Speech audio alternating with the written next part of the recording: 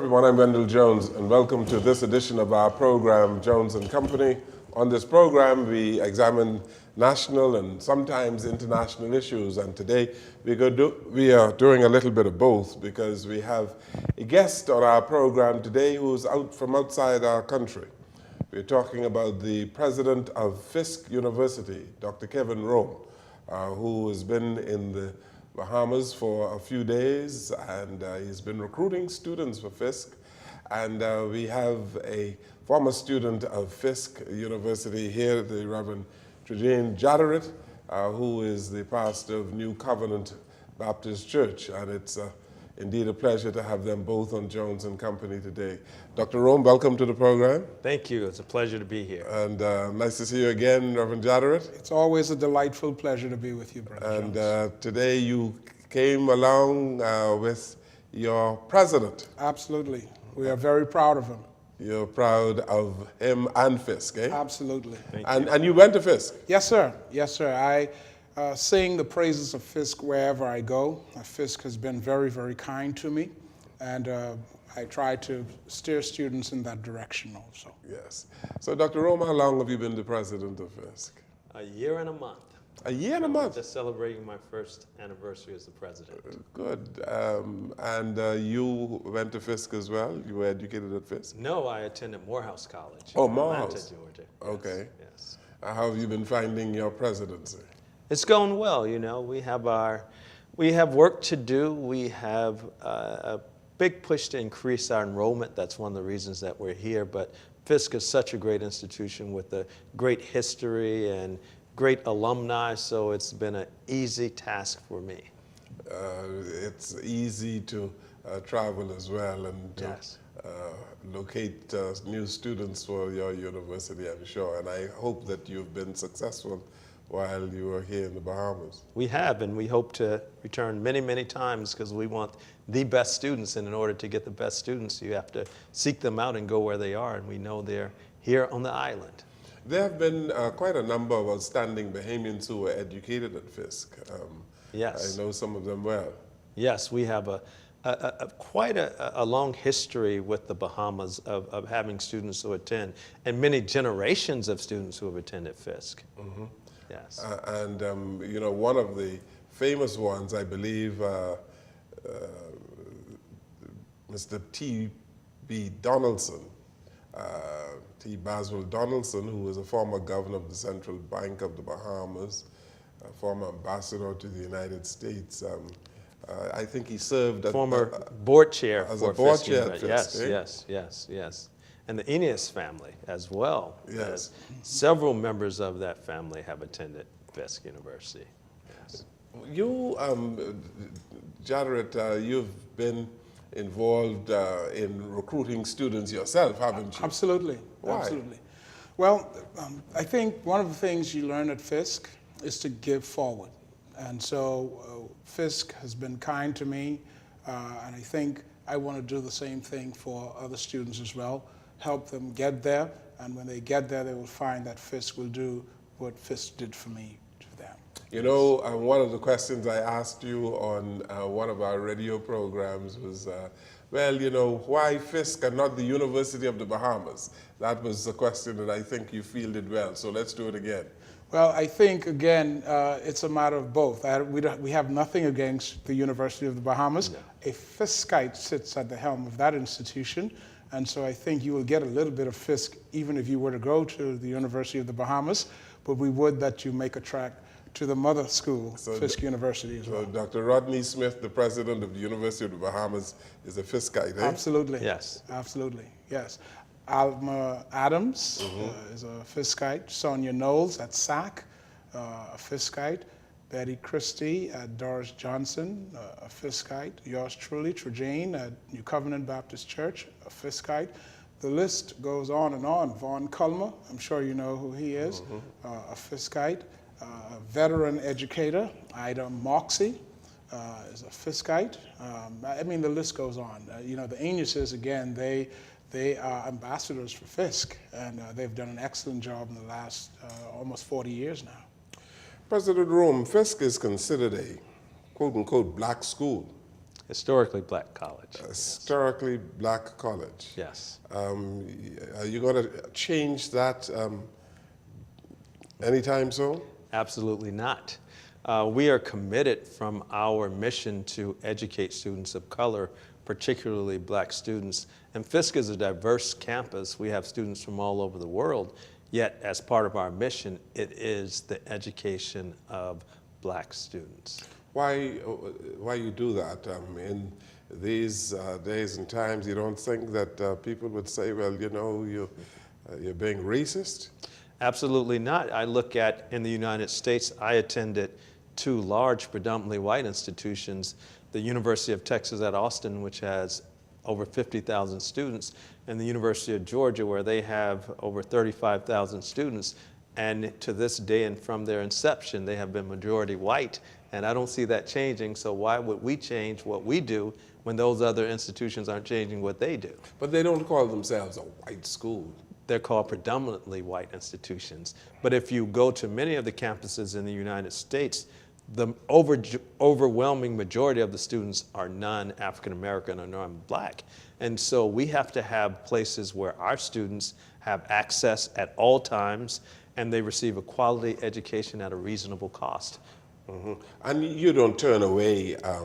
Absolutely, we don't turn away anyone. We welcome everyone, but we also know that the admissions rates at some of those other large institutions are fairly low for African American students. And so we create an alternative, but a viable alternative for African Americans and other students to get a quality education. And so for you, race matters.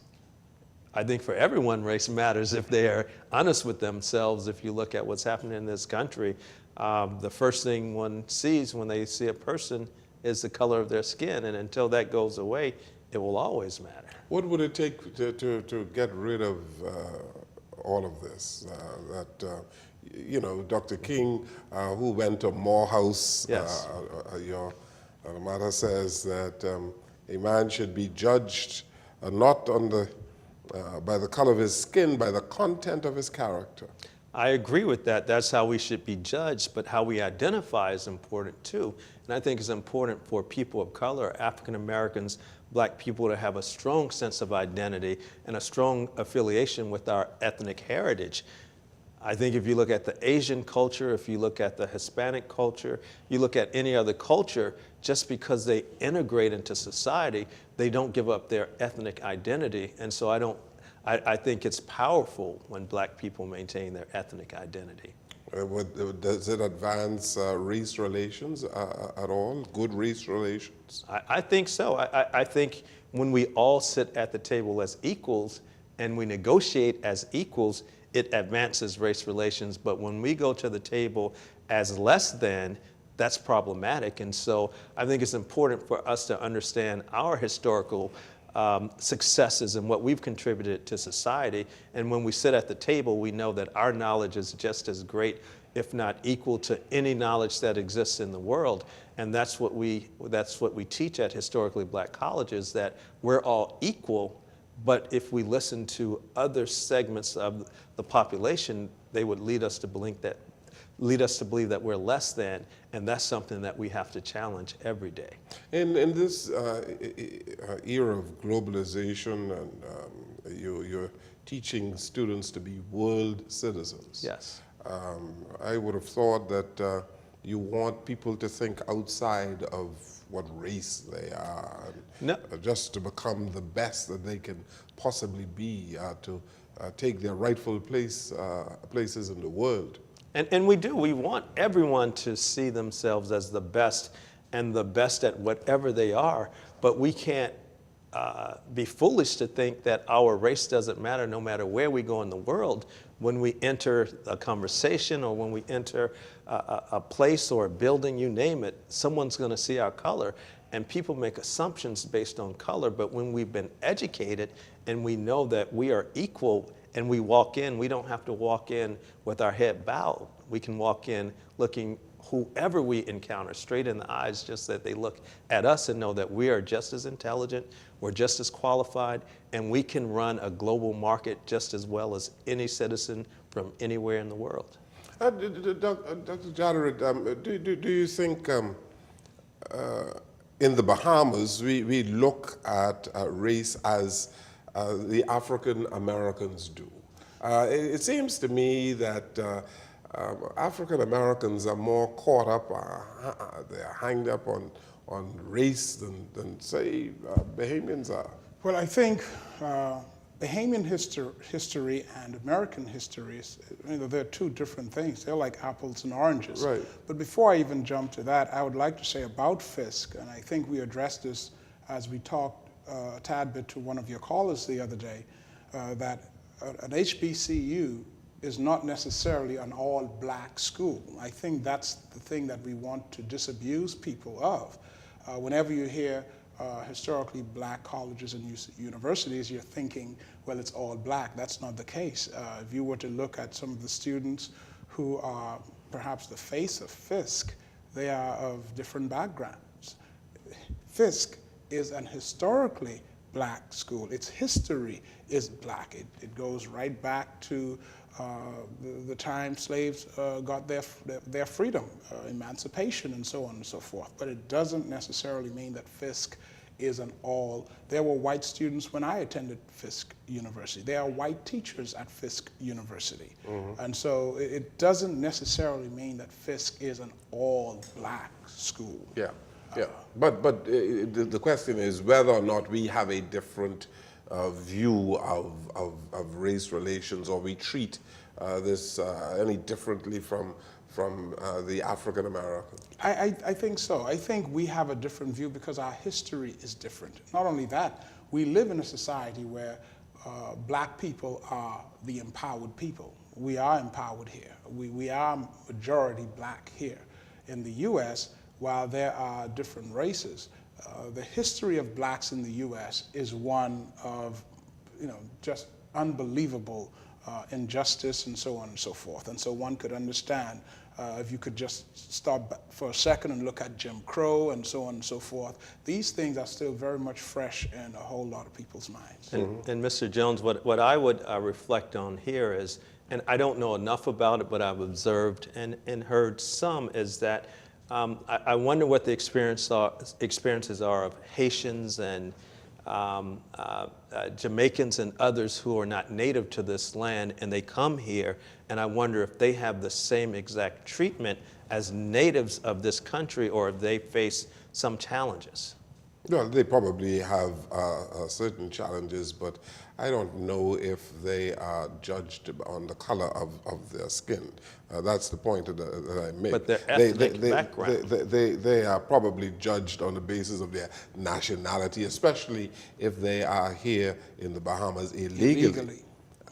But illegal Haitians or Jamaicans or whatever else, I think they are respected and treated extremely well in the Bahamas. Yeah. Well, I am, my background, for instance, Jones would know this, I am of a foreign background as well. And a lot of it has to do with the way you were reared. I sat in a program that Jones had a few months ago, and becoming a global citizen isn't something that you get at the tertiary level. It's something that you get at the home level. And I was taught at home that I am better than most, but I'm certainly not less than anybody. And that's the point that African Americans want to make as we talk about a global society, and when it deals with race.